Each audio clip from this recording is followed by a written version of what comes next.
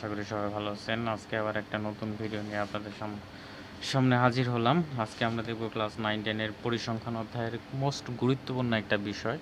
সেটা হচ্ছে সংক্ষিপ্ত পদ্ধতিতে গড় নির্ণয়, যেটা পরীক্ষাতে আসেই। ইনশাল্লাহ এবারও আপনারা পরীক্ষায় কমন পাবেন। সুতরাং আমরা এই অঙ্কটা করার চেষ্টা করি। আমরা অঙ্কে চলে যাই, অঙ্কটা করি। আমরা একটা অঙ্ক এখানে উঠিয়ে রেখেছি আগে থেকেই। তো এই অঙ্কটা আজকে আমরা করব। সেটা হলো ক্লাস 9-10 এর পরিসংখ্যান। এখানে শ্রেণীব্যাপ্তি দেওয়া আছে 31 থেকে 40, 41 থেকে 50, 51 থেকে 60, 61 থেকে 70, 71 থেকে 80 এবং গণসংখ্যা দেওয়া হচ্ছে 5, 15, 25, 20, 10। তো এটা আমরা ছকটা আগে থেকেই করে রেখেছি। আপনারা 5টা কলাম দিবেন এবং 5টা কলামে কী কী লিখবেন সেটা আমি দেখাই দিচ্ছি। প্রথমেই লিখবেন এখানে শ্রেণীব্যাপ্তি।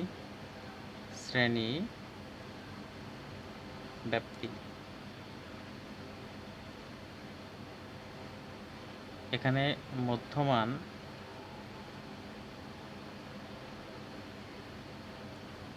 এখানে গণসংখ্যা,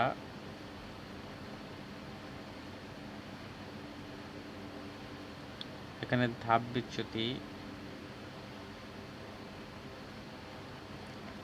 বিচ্যুতিটা আমি একটু নিচে লিখি।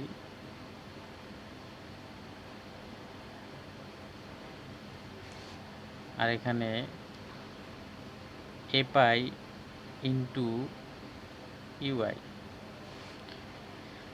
এখানে আমরা শ্রেণী মধ্যমান লিখলাম। আর এক্স মধ্যমানটাকে লিখবো হলো এক্স আই দ্বারা প্রকাশ করা হয়, গণসংখ্যাটাকে এফ আই দ্বারা প্রকাশ করা হয়, ধাপ বিচ্যুতিটাকে ইউ আই দ্বারা প্রকাশ করা হয়। আর এখানে F I into U I, that means গণসংখ্যার সাথে ধাপ বিচ্যুতি কী হবে? গুণ হবে। এটা ধাপ বিচ্যুতির সূত্রের সাহায্যেও বের করা যায়। তো আজকে আমরা একটু শর্টকাটে করার চেষ্টা করব এবং সহজে করার চেষ্টা করব। তো এখানে যে সংখ্যাগুলো দেওয়া আছে, গণসংখ্যা 31 থেকে 40, শ্রেণীব্যাপ্তি 31 থেকে 40, 41 থেকে 50, 51 থেকে 60, 71 থেকে 61 থেকে 70, 71 থেকে 80, এগুলো আমরা একটু উঠাবো। এখানে প্রথমে ছিল 31 থেকে 40, তারপরে 41 থেকে 50, 51 থেকে 60, 61 থেকে 70, 71 থেকে 80। তো এটা আমরা একটু স্কেল দিয়ে রোগুলো টান দিয়ে নিব। আপনারা এটা পেন্সিল দিয়ে করবেন, তাহলে ছকে ভুল ত্রুটি হলে সংশোধন করার সুযোগ থাকবে। আমি কলম দিয়ে করতেছি কারণ যাতে স্পষ্ট দেখা যায়। আশা করি আপনারা ছকগুলো সবসময় পেন্সিল দিয়ে করবেন। এরপর গণসংখ্যা যেটা আছে সেটা আমরা একটু উঠাই নিই। এখানে গণসংখ্যা আছে 5, 15, 25, 20, 10। তো প্রথমে আছে 5, 15, তারপরে 25, 20, 10। মধ্যমানটা কীভাবে বাইর করবেন দেখেন, এই দুইটা যোগ দিয়ে এই শ্রেণী ব্যাপ্তি যেটার ঘরটা আছে, এখানের যে শ্রেণী, এটার সর্বনিম্ন সংখ্যাটা আছে 31 এবং 40। তাহলে এই 31 এবং 40 দুইটাকে কী করবেন? যোগ দিবেন। প্রথমে যোগ দিয়ে 2 দিয়ে ভাগ দিবেন। 31 আর 40 যোগ দিয়ে 2 দিয়ে ভাগ দিলে পরে আপনারা শ্রেণী মধ্যমানটা পেয়ে যাবেন। প্রত্যেক ঘরেই এই কাজটাই করবে। তাহলে আসে 35.5। এই দুইটা যোগ করে 2 দিয়ে ভাগ দিলে আসবে 45.5। এই দুইটা যোগ দিয়ে 2 দিয়ে ভাগ দিলে আসবে 55.5। এই দুটো যোগ দিয়ে 2 দিয়ে ভাগ দিলে আসবে 65.5। এই দুটো যোগ দিয়ে 2 দিয়ে ভাগ দিলে আসবে 75.5।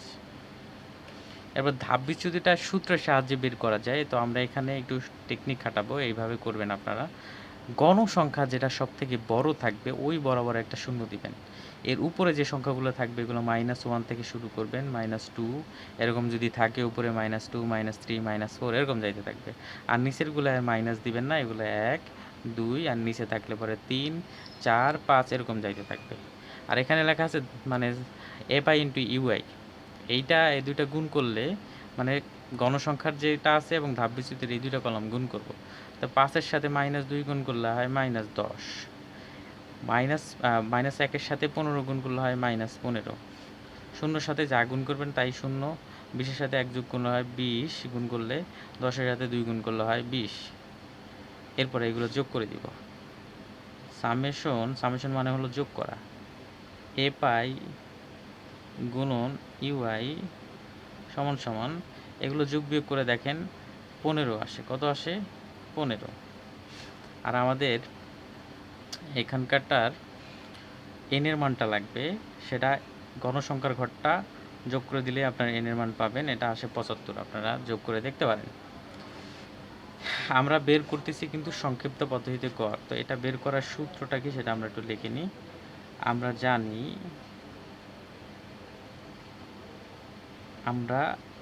জানি গড় মানে সংক্ষিপ্ত পদ্ধতিতে গড়, এটাকে x বার দ্বারা প্রকাশ করা হয় a plus summation a pi into u i divided by n গুণ h। তাহলে এর মানটা আমরা কিভাবে পাবো বলেন তো? এইখানে গণসংখ্যা সব থেকে বড় যেটা, এইটা বরাবর শ্রেণী মধ্যবিন্দুর মানটা হলো a। তাহলে a এর মানটা হলো এই যে a, এটা কিন্তু a, আবার শূন্য বুঝছেন না কেউ, a। আর a পাই ইউআই এর তো মান পাইছি, আমি পাশে তাও লিখে নিই summation a pi into u i সমান সমান আমরা পাইছি 15, n এর মানটা পাইছি আমরা 75, h এর মানটা আমরা পাইছি, h এর মানটা হলো ব্যবধান কত, 31 থেকে 40 এর ব্যবধান কত, 41 থেকে 50 এর ব্যবধান কত, 10। আর এর মানটা তো আমরা পাইলামই, এর মানটা হলো 55.5। ঠিক আছে, এখন মানগুলো বসাবো, আশা করি সবাই বুঝতে পারতেছেন। এর জায়গায় বসাবো 55.5 plus summation a pi into এর মান সমান সমান আমরা পাইছি কত, ওই যে 15, এখানেও 15 আছে। আর n এর মান আমরা পাইছি কত, 75, এই যে এখান থেকে নিচ্ছি, গুণ এই h এর মান হলো 10, মানে ব্যবধান যেটা। এখন আমরা ক্যালকুলেটর করব, প্রথমে ভাগের কাজ করব, মনে রাখবেন সবসময়। প্রথমে ভাগ করব, 15 ভাগ 75, এখানে 55.5 গুণ, এটা ভাগ করলে আছে 0.2, মানে এটা গুণ না, এটা যোগ, সরি। আর এখানে হচ্ছে 10, এটা কিন্তু যোগ। তো এইটা আগে গুণের কাজটা করব, তারপর যোগের কাজ করব। তা 0.2 এর সাথে গুণ করব আমরা 10, যা আসবে সেটা হলো 2। তাহলে 55.5 এর সাথে যোগ করে দিব 2। তাহলে 2 এর সাথে 55.5 যোগ করলে কত আসে দেখি, আসে 57.5। এটাই আমাদের অ্যান্সার। আশা করি সবাই বুঝতে পারছেন। আজকের মতো ভিডিওটা এই পর্যন্তই। আশা করি আমার ভিডিওটা ভালো লাগলে সবাই আমাকে একটু সাপোর্ট করবেন এবং আপনাদের জন্য নতুন নতুন প্রত্যেকটা অধ্যায়ভিত্তিক ভিডিও বানানোর জন্য উৎসাহিত করবেন। সবাইকে ধন্যবাদ। আসসালামু আলাইকুম।